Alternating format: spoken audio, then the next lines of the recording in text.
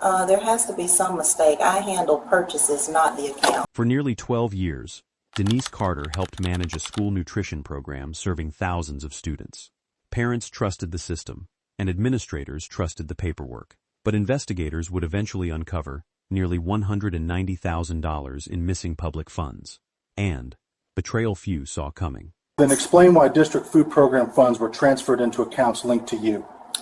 I don't know what you're talking about. Black Cafeteria Supervisor Denise Carter. The hallway outside the district administration offices was unusually quiet that Thursday afternoon. Fluorescent lights buzzed overhead, while employees stood frozen behind half-open office doors.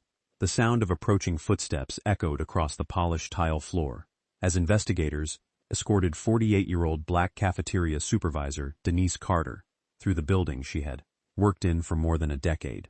Just hours earlier, Denise had arrived expecting an ordinary workday.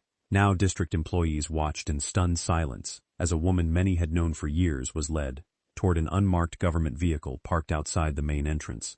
Nobody said much. Most simply stared. For many, the image didn't make sense. According to investigators, that moment marked the beginning of a criminal case involving nearly $190,000 in missing school nutrition funds. But to understand how the investigation reached that point, it helps to understand who Denise Carter was before anyone suspected wrongdoing. For nearly 12 years, Denise served as a cafeteria supervisor for the Jefferson County School District, a mid-sized district responsible for feeding thousands of students every school day across 7 elementary schools, 2 middle schools, and 1 high school. The district's nutrition program was especially important. A significant percentage of students qualified for free or reduced-price meals. Federal reimbursements helped fund breakfasts, lunches, and after-school nutrition programs that many families depended on. Every purchase mattered. Every reimbursement request mattered. And every dollar was supposed to be carefully documented. That responsibility placed Denise in a position of considerable trust. Co-workers described Black employee Denise as organized, dependable, and experienced. Personnel records showed positive evaluations stretching back years. Supervisors routinely praised her ability to solve problems without requiring oversight. She knew vendors by name. She knew inventory systems. She understood reimbursement procedures better than most employees in the department. As years passed, more responsibilities gradually landed on her desk. What started as inventory coordination eventually expanded into vendor communication, purchasing paperwork, supply tracking, and reimbursement documentation tied to federally funded meal programs. No single promotion dramatically increased her authority. Instead, it happened slowly. One additional responsibility at a time. One departing employee at a time. One budget cycle at a time. By 2023, Denise had become one of the most knowledgeable people in the nutrition department. The problem was that knowledge often became a substitute for oversight. Inside the district offices on East Madison Avenue, staffing shortages had become routine. Employees frequently handled multiple jobs simultaneously. Audits were often delayed. Administrative reviews were pushed back by competing priorities. Most departments assumed someone else was reviewing the numbers. Finance believed compliance was reviewing them. Compliance believed purchasing was reviewing them.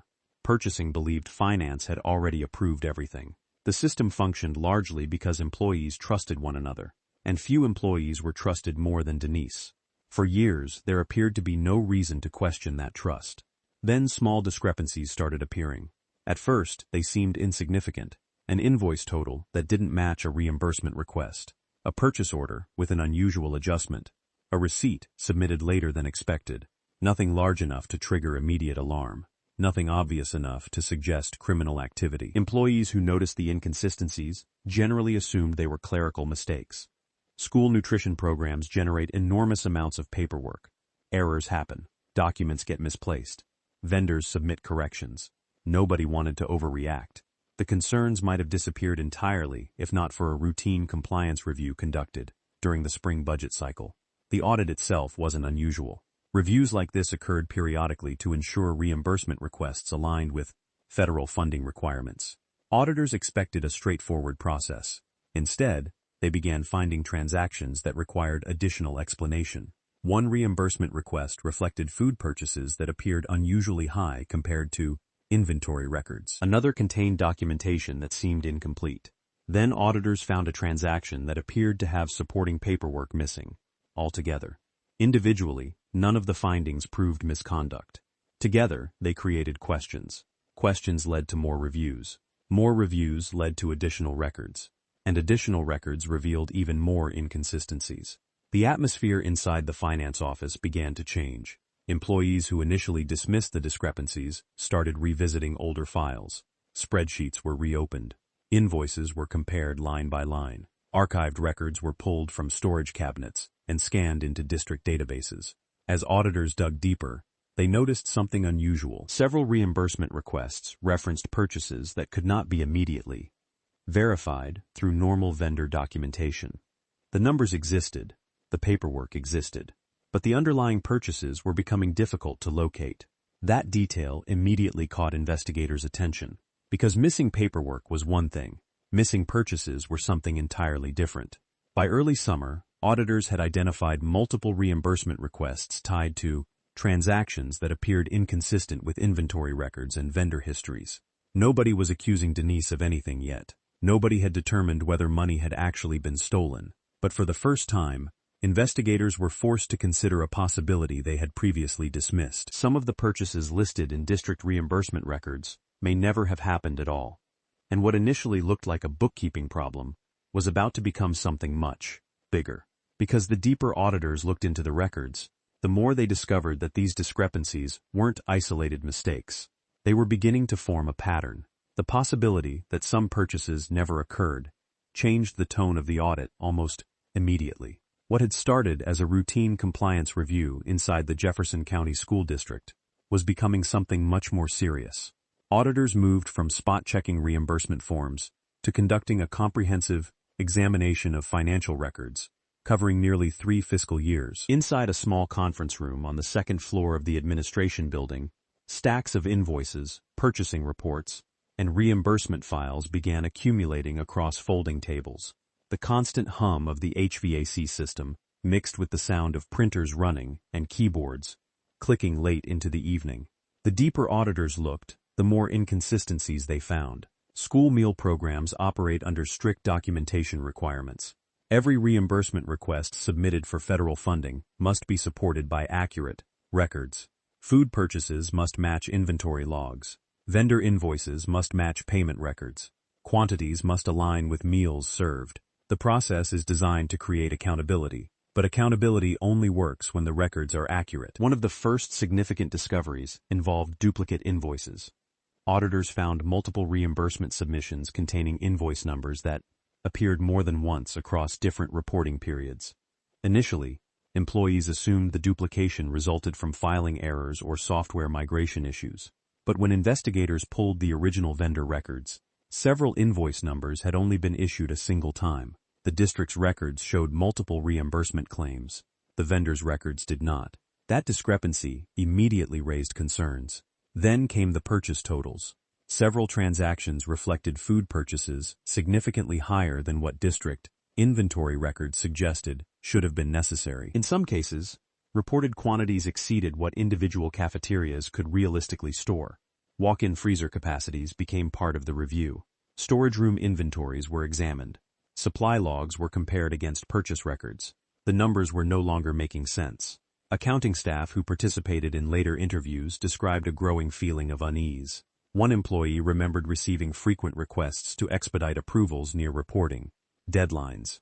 Another recalled last-minute document revisions arriving shortly before reimbursement. Submissions were finalized. At the time, neither employee considered the requests unusual. Deadlines created pressure. Corrections happened regularly. But viewed months later, those interactions began to look different. One accounting specialist described a conversation involving Black employee Denise that remained stuck in her memory. According to interview records, Denise had stopped by her office carrying a folder of revised documents. "We just need this fixed before the report goes out," Denise reportedly said. The employee remembered asking whether purchasing had already approved the changes. There was a pause. Then Denise responded, "Everything's already been reviewed." The conversation lasted less than a minute. At the time, it seemed routine. Now investigators were examining every detail. As auditors expanded their review, missing receipts became another recurring issue. Not every transaction lacked documentation. Most appeared complete. That was part of what made the discrepancies difficult to detect. The questionable records were buried among hundreds of legitimate transactions, but certain files repeatedly contained missing attachments, incomplete supporting documents, or paperwork that appeared to have been recreated after the fact. Some documents showed formatting inconsistencies. Others contained metadata indicating they had been modified much later than expected. Those findings were forwarded to compliance officials. Concern inside the district continued growing. By midsummer, finance administrators were holding closed-door meetings several times each week. Conference room blinds remained drawn. Senior officials reviewed spreadsheets projected onto aging monitors while legal advisors quietly monitored developments. Nobody wanted to accuse a longtime employee without evidence. But nobody could ignore the evidence already emerging. The investigation reached a turning point when auditors began directly comparing district reimbursement records against vendor-provided records obtained independently. Until then, investigators had largely relied on internal documentation. Now they were verifying everything externally. The results were troubling. Several invoices contained numerical discrepancies between vendor copies and District 2 copies. Amounts differed, product quantities differed. In a handful of cases, line items appeared on district records that did not appear on vendor originals. Investigators spent days confirming the discrepancies. Then they checked additional reporting periods and found more. What initially looked random was beginning to repeat. The same types of inconsistencies appeared across multiple budget cycles. The same categories of purchases appeared repeatedly. The same approval pathways appeared repeatedly. That was when auditors began constructing what investigators later described as a pattern analysis. Instead of viewing each discrepancy separately, they mapped transactions chronologically. The results revealed something significant. Many of the questionable reimbursement requests moved through administrative processes that Denise regularly handled, reviewed, or approved. That discovery did not prove misconduct. It did, however, narrow the focus of the investigation. Administrators found themselves confronting an uncomfortable possibility. If the discrepancies were intentional, they likely involved someone with extensive knowledge of reimbursement procedures, someone familiar with purchasing systems, someone trusted enough to avoid scrutiny, someone exactly like Denise. Witnesses later described the atmosphere inside the district during this period as tense but strangely quiet. No public announcements had been made. Most employees remained unaware of the growing investigation, but managers knew, compliance officials knew, finance personnel knew, and each new review seemed to uncover another problem. The question dominating internal discussions became increasingly difficult to answer. Were investigators looking at negligence, or were they looking at fraud? Denise continued reporting to work. She attended meetings, answered emails, reviewed paperwork. Co-workers described her as calm and professional. If she sensed the growing scrutiny around her, she showed little outward reaction. Meanwhile, auditors continued documenting discrepancies. The evidence file expanded. The spreadsheet tracking questionable transactions grew longer, and eventually investigators reached a conclusion that fundamentally changed the direction of the case. The inconsistencies were too numerous, too repetitive, too structured. Simple accounting mistakes could no longer explain what they were seeing. Somebody had created these discrepancies. Somebody had benefited from them. And with every new document examined, the trail seemed to circle back toward the same employee. The deeper investigators looked into the paperwork, the more the missing money seemed to point toward a single person. The deeper investigators looked into the paperwork, the more the missing money seemed to point toward a single person. That conclusion changed the status of the case.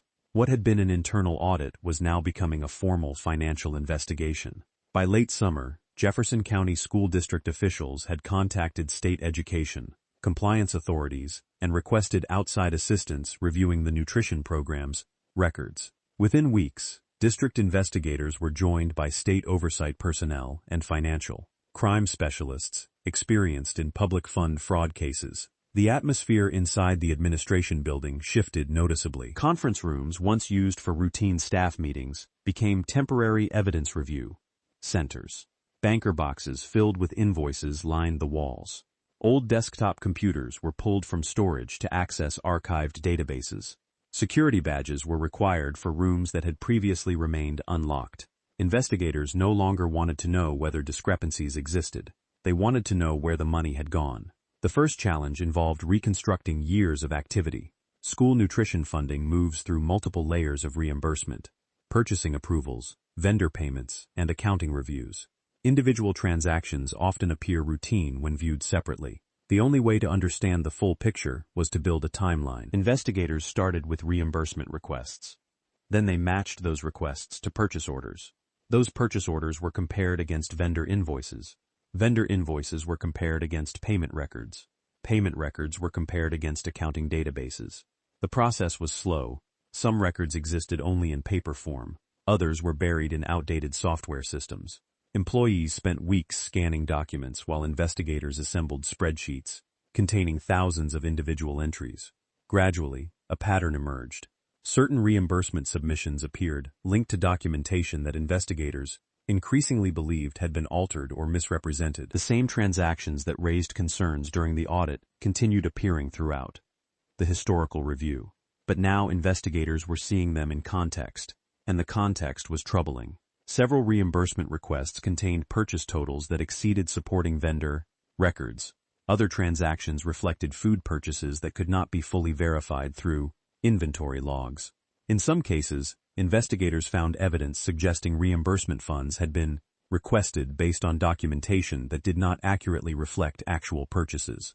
That distinction became critically important, because if reimbursement money was obtained through false documentation, the issue was no longer administrative error. It was potential fraud. As investigators followed the records forward and backward through multiple budget cycles, witness interviews began providing additional context. Accounting clerks were among the first employees interviewed. Most described routine interactions with black employee Denise over many years. None initially reported believing anything improper had occurred. But investigators were not asking whether employees suspected fraud. They were asking whether anyone remembered unusual behavior. Slowly, details began surfacing. One clerk recalled Denise regularly requesting urgent processing of reimbursement, paperwork near reporting deadlines. Another remembered being told that supporting documents would be provided later because vendors were still updating their records. At the time, both explanations sounded reasonable. Viewed alongside the financial evidence, they sounded different.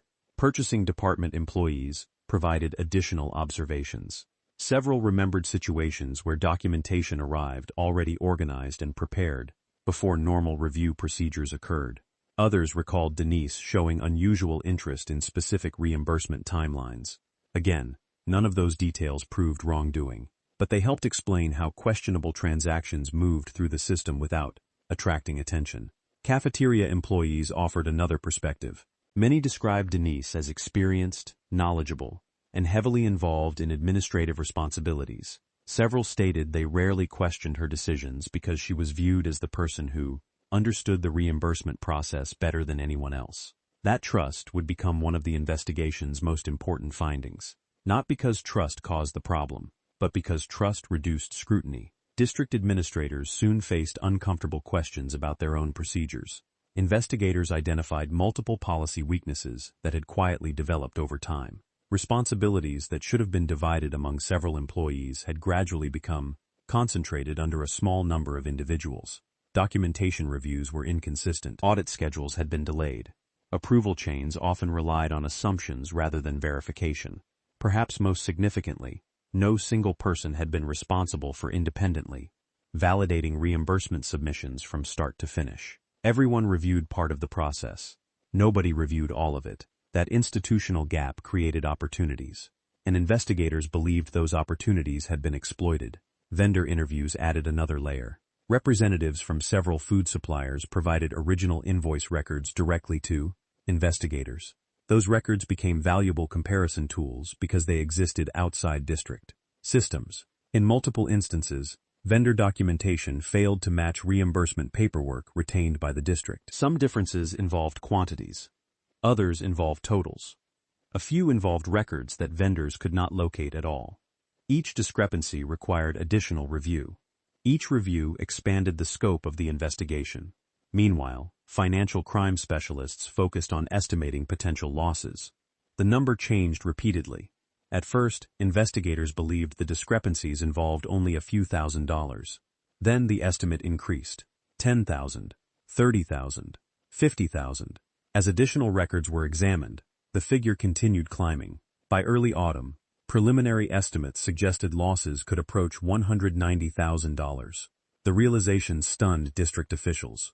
The amount represented years of transactions, years of missed warning signs, years of assumptions that existing controls were functioning properly. What made the situation particularly concerning was that investigators still did not know whether they had identified every questionable transaction. The review remained ongoing. New discrepancies continued appearing. Additional records continued arriving, and increasingly, investigators found themselves returning to the same name, Denise. Not because every document carried her signature, not because every transaction passed directly through her hands, but because her role appeared repeatedly at critical points within the documentation trail: approval logs, reimbursement packets, purchase records, correction requests. The connections were becoming difficult to ignore. Then investigators obtained a set of records they had been seeking for months. Records that directly linked Denise to several of the most questionable transactions identified during the investigation. For the first time, the case no longer rested on patterns, assumptions, or administrative concerns. What investigators uncovered next transformed suspicion into evidence. What investigators uncovered next transformed suspicion into evidence. The records obtained during the financial review gave investigators something they had not previously possessed: direct points of comparison. Until that stage of the case, much of the investigation relied on patterns, inconsistencies, and transactions that raised concerns. Now investigators were moving beyond paperwork alone. They wanted to know exactly who touched the documents, who created them, who modified them, who submitted them. And when those actions occurred, the investigation entered a new phase. Inside the Jefferson County Administration Building, district investigators began working alongside digital forensic specialists. Evidence that once existed only in filing cabinets was now being examined through access logs, computer records, email archives, and surveillance systems. Every digital footprint mattered. Every login mattered. Every timestamp mattered. Investigators started by reconstructing detailed timelines surrounding the most questionable reimbursement requests. Using employee badge records, they tracked entry and exit times from administrative offices. Security systems recorded when employees entered restricted areas. Computer systems logged user activity down to the minute. Separately, each record seemed ordinary. Together, they told a story. One reimbursement packet became particularly important. According to documentation previously submitted by Black employee Denise, several supporting records had supposedly been finalized weeks before a reimbursement deadline, but metadata recovered from district servers showed portions of those documents were edited significantly later than originally claimed. The discrepancy immediately drew attention. Investigators dug deeper. They compared file creation dates against email records. Then they compared those dates against approval logs. Then they compared everything against building access records. The timelines did not align. Several documents appeared to have been modified after they were supposedly reviewed. Others showed revision histories investigators had never previously seen. One financial crime analyst later described the process as pulling a thread that wouldn't stop unraveling. The more records investigators examined, the more contradictions appeared. Surveillance footage provided additional context. The district maintained security cameras covering hallways, administrative entrances, document storage rooms, and key office areas. Most footage had long since been overwritten. However, investigators managed to recover recordings connected to several critical periods. The footage itself was not dramatic. No one was captured stealing money. No one was caught carrying boxes out of buildings. Instead, investigators focused on timing. Video timestamps helped verify who entered offices when specific reimbursement packets were being prepared. Certain records suggested documents had been processed at times inconsistent with official explanations. That detail would later become important. Investigators also began conducting follow-up interviews. Employees who had previously provided general observations were now shown specific records and asked detailed questions. Some interviews lasted only 20 minutes. Others stretched for hours. Witnesses were asked to explain signatures, approval sequences, and unusual document revisions. Many answers were consistent. A few were not. When investigators compared statements side by side, additional contradictions emerged. One administrator recalled approving paperwork she believed had already completed review. A purchasing employee remembered seeing reimbursement packets arrive with supporting documentation already attached. Another employee stated she assumed Denise had received authorization from finance because the paperwork appeared complete. The common theme was becoming clear. Employees trusted the process because they trusted Denise. That trust reduced scrutiny at nearly every stage. Eventually, investigators interviewed Denise herself. The meetings remained professional. No arrests had been made. No charges had been filed. At that point, investigators were still gathering information. According to investigative summaries, Denise consistently denied wrongdoing. She acknowledged handling large portions of the reimbursement process. She acknowledged reviewing documentation. She acknowledged communicating with vendors. But she rejected suggestions that records had been intentionally altered. When questioned about discrepancies, her explanations generally pointed toward administrative mistakes, vendor issues, or misunderstandings involving reporting procedures. In some instances, she appeared calm. In others, interview notes described brief pauses before answering. Occasionally, investigators returned to the same topic multiple times. The answers rarely changed. Meanwhile, digital evidence continued accumulating. Email archives revealed communication histories stretching back years. Investigators reviewed thousands of messages searching for references to reimbursement, requests, corrections, missing records, and approval discussions. Most emails were entirely routine, but several corresponded directly with transactions already under review.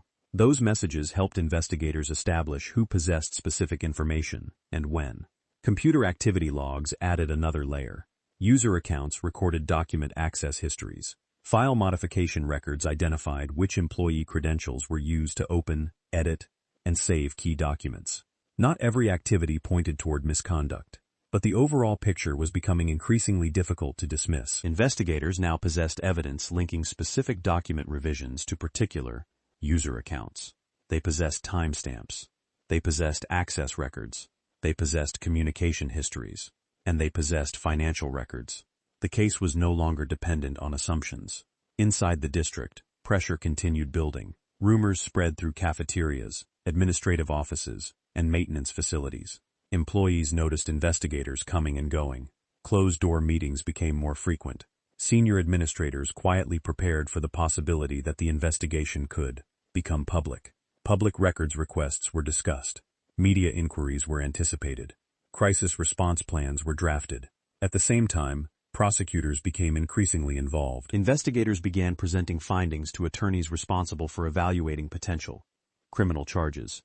Meetings moved from conference rooms into government offices, where evidence was reviewed, line by line. Prosecutors wanted more than suspicious transactions. They wanted proof. Proof that records had been manipulated. Proof that reimbursement requests contained false information. Proof that losses could be quantified.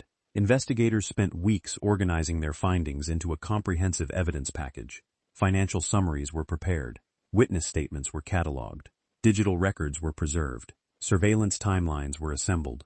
The evidence room continued filling with banker boxes, hard drives, spreadsheets, interview transcripts, and audit reports. By the end of the review, investigators believed they could explain not only how the discrepancies occurred, but who was responsible for many of them. The final presentation to prosecutors lasted hours.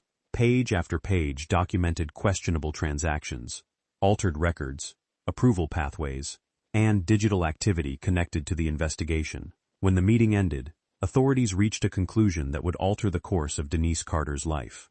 After months of investigation, they believed they finally had enough to make an arrest. After months of investigation, authorities believed they finally had enough to make an arrest. The operation was deliberately quiet. Investigators wanted to avoid creating a public scene inside the schools. Students had already started arriving for breakfast programs across the district, and administrators were determined to keep the disruption contained. Shortly after 8 o'clock a.m., Bedesian, investigators arrived at the district administration building on East Madison Avenue.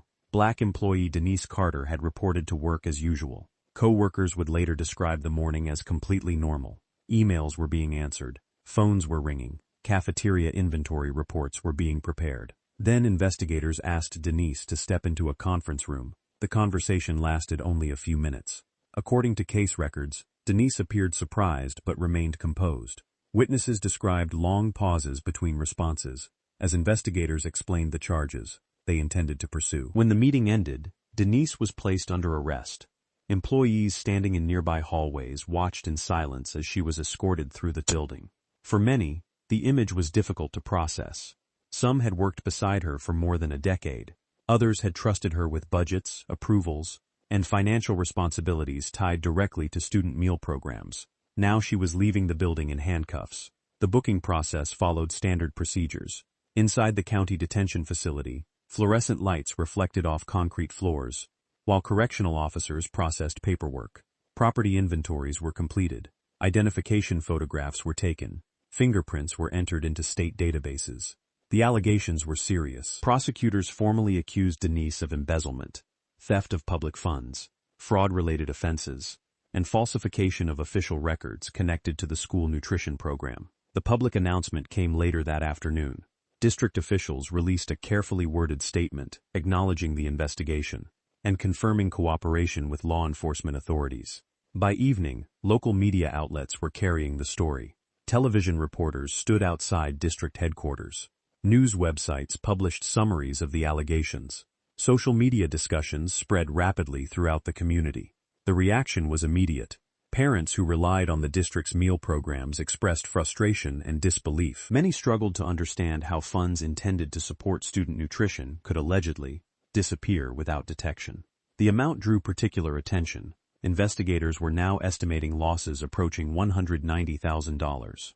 For many residents, that figure transformed the case from a personnel issue into a public trust scandal. The first court appearance occurred several days later. The courtroom atmosphere was subdued. Reporters occupied the rear benches, while district employees quietly filled several rows near the back. The sound of moving chairs echoed across the room as proceedings began. Denise appeared noticeably different from the confident administrator co-workers had known. Court records described her as attentive and reserved. She listened carefully as prosecutors outlined the allegations. No dramatic exchanges occurred. No emotional outbursts followed. The hearing focused on procedure. But the evidence summaries presented that day offered the public its first detailed look into the investigation. Prosecutors described a timeline stretching across multiple years. They outlined discrepancies identified during audits. They referenced altered documentation, reimbursement requests, vendor record inconsistencies, and financial records investigators believed were connected to fraudulent activity. The defense responded cautiously. Attorneys emphasized that allegations were not proof of guilt. They argued that administrative errors, inadequate oversight, and systemic failures within the district contributed to many of the discrepancies. They also questioned whether prosecutors could directly connect every questionable transaction to Denise. That issue would become central to the case. As pretrial proceedings continued, prosecutors gradually revealed more evidence. Auditors testified about duplicate invoices and reimbursement requests unsupported by vendor documentation. Financial investigators explained how timelines had been reconstructed using records gathered from multiple sources. Digital forensic specialists described metadata showing when key documents were created, modified, and submitted. Each witness added another layer. Each testimony reinforced the broader narrative investigators had spent months assembling. The case was built chronologically. First came the unusual reimbursement requests, then the duplicate records, then the altered documents, then the digital evidence, then the financial analysis connecting those transactions to estimated losses. By presenting the evidence step by step, prosecutors attempted to show that the discrepancies were not random mistakes. They were part of a pattern. Former co-workers provided some of the most emotionally significant testimony. Many did not speak with anger. They spoke with disappointment. One accounting employee described trusting Denise's explanations whenever documentation questions arose. Another testified that she rarely felt the need to verify Denise's work, because Denise had become one of the most experienced employees in the department. A district administrator recalled recommending Denise for additional responsibilities years earlier. The courtroom remained quiet as those witnesses described the confidence they once placed in her. That testimony changed the emotional tone of the case. The investigation had always involved records, spreadsheets, and financial data. Now it involved trust. The betrayal felt personal, not only to employees, but to parents, administrators, and taxpayers who believed public resources were being managed responsibly. As proceedings continued, prosecutors refined their estimate of financial losses while preparing for potential resolution discussions. Defense attorneys continued challenging portions of the government's analysis. The legal process moved slowly. Motion hearings followed. Additional evidence reviews followed. Negotiations occurred outside public view. But by that stage, the broader picture had already emerged. The district's trusted cafeteria supervisor had become the central figure in one of the most significant financial scandals the school system had faced in years. And while the court was steadily moving toward a final resolution, the damage already extended far beyond the courtroom itself, because the consequences of the scandal would reach every level of the district long after the criminal case was over. The trust that had been lost would prove far more difficult to restore than any missing money. But the consequences of the scandal would extend far beyond a single conviction. The sentencing hearing took place nearly 2 years after the first accounting discrepancies triggered what had initially been viewed as a routine audit. By then, the investigation had generated thousands of pages of financial records, audit reports, interview summaries, and court filings. What began as unexplained reimbursement irregularities had evolved into one of the most damaging public trust cases the district had ever faced. Inside the county courthouse, the atmosphere felt noticeably different from earlier proceedings. The evidence phase was over. The arguments had largely been made. There were no surprises left to uncover. Now the court had to decide what accountability would look like. Black employee Denise Carter sat quietly beside her attorney as prosecutors summarized the findings. The courtroom remained still except for the occasional movement of chairs and the low hum of the ventilation system overhead. Former co-workers sat several rows behind her. Some avoided eye contact. Others stared forward without expression. The prosecution focused on the impact of the misconduct rather than the complexity of the financial records. According to investigators, funds intended to support student meal programs had been diverted through fraudulent reimbursement activity spanning multiple years. The estimated losses approached $190,000, but prosecutors argued the true damage could not be measured entirely in dollars. Victim impact statements followed. A district administrator described the months spent responding to audits, media inquiries, and public criticism. Staff members who had no involvement in the misconduct suddenly found themselves defending the integrity of an entire department. A representative from the school board spoke next. "The public trusted us to protect these resources," she said. "We failed to recognize the warning signs." The statement was brief. The silence afterward lingered longer than the words themselves. Community representatives echoed similar concerns. Taxpayers questioned how the scheme had continued for so long. Parents expressed frustration that money designated for student nutrition programs became the subject of a criminal investigation at all. One speaker focused directly on the children. "For some students," he explained, "those meals aren't optional. They're essential." That observation would become one of the most frequently quoted statements from the opponent proceedings. The defense presented a different picture. Attorneys emphasized Denise's long employment history, her lack of previous criminal convictions, and years of positive evaluations before the investigation began. They argued that institutional failures created conditions that allowed irregularities to go undetected. The district's oversight structure had weaknesses. Audits were inconsistent. Documentation reviews were fragmented. Too much authority had been concentrated in too few hands. Even prosecutors acknowledged those failures existed. The problem, however, was that poor oversight could explain opportunity. It could not explain falsified records. The court ultimately agreed. When sentencing began, the judge carefully reviewed the evidence, the financial losses, and the broader impact on the district. Restitution was ordered. Financial penalties were imposed. Additional sanctions followed under state fraud statutes. The court also imposed a custodial sentence, accompanied by post-release supervision, requirements designed to ensure long-term accountability. The decision marked the formal conclusion of the criminal case. For Denise, however, the consequences were only beginning. Her career in public education effectively ended that day. Professional licenses and employment opportunities became uncertain. The reputation she had spent years building inside the district disappeared almost overnight.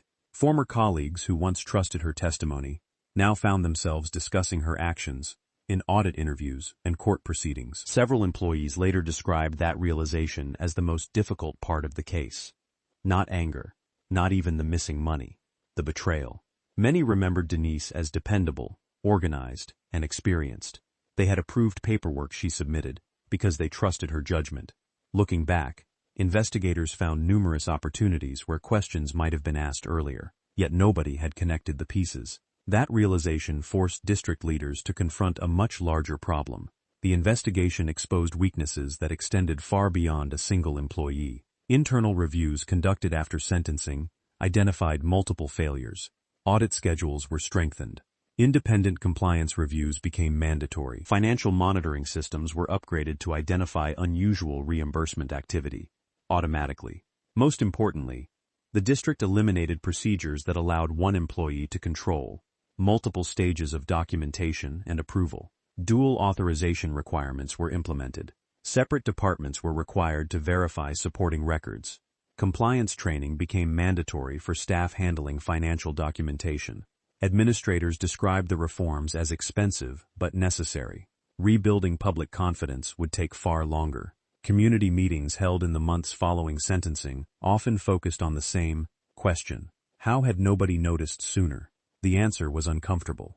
There was no single failure. There was no single ignored warning. Instead, investigators found dozens of small weaknesses that accumulated over time: delayed audits, incomplete reviews, excessive trust, assumptions that someone else had already verified the information. Individually, those weaknesses seemed manageable. Together, they created the conditions that allowed misconduct to continue for years. As the district worked to move forward, attention gradually returned to the students and families who depended on the nutrition program every day. Administrators emphasized that safeguards existed for a reason. Public resources intended for children required constant protection, regardless of how trustworthy an employee appeared to be. That lesson ultimately became the defining legacy of the case, because this investigation was never just about accounting records, reimbursement requests, or missing funds. It was about accountability. It was about the responsibility that comes with managing public resources. And it was a reminder that institutions built on trust remain vulnerable when oversight disappears. The money mattered. The criminal charges mattered. The conviction mattered. But in the end, the most valuable thing lost wasn't $190,000. It was trust.